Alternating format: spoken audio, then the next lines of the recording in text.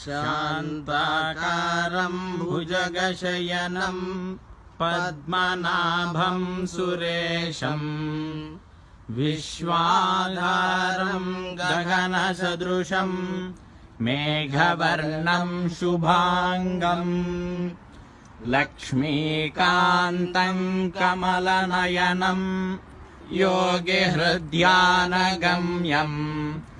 వందే విష్ణుం భవభయహరం సర్వలోకైకనాథం.